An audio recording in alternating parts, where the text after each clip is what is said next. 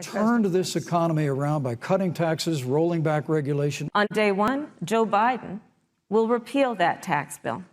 The debate not only revealed different personalities, it exposed flaws in claims made by both campaigns on stopping the spread of COVID-19. When you look at the Biden plan, it reads an awful lot like what President Trump and I and our task force have been doing every step of the way. The statement by Vice President Mike Pence is mostly false.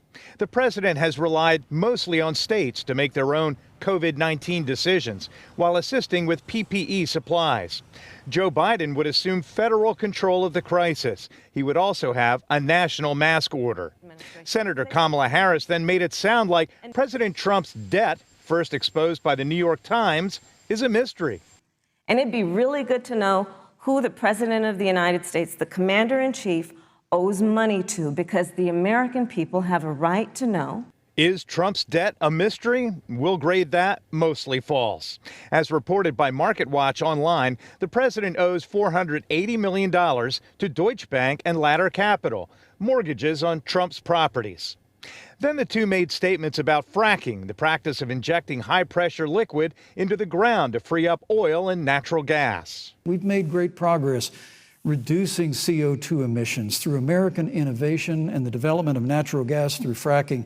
We'll call that statement political spin.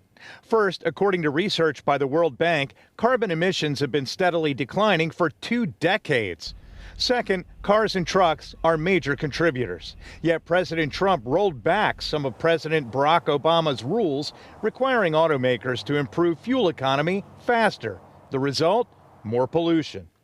Third, fracking reduces greenhouse gas, but the EPA also says it contaminates water.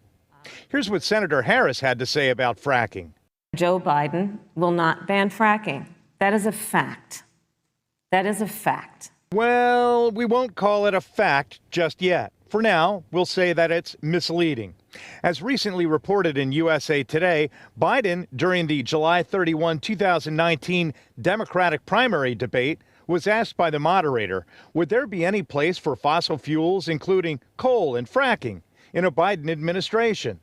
Biden replied, no, we would work it out. We would make sure it's eliminated.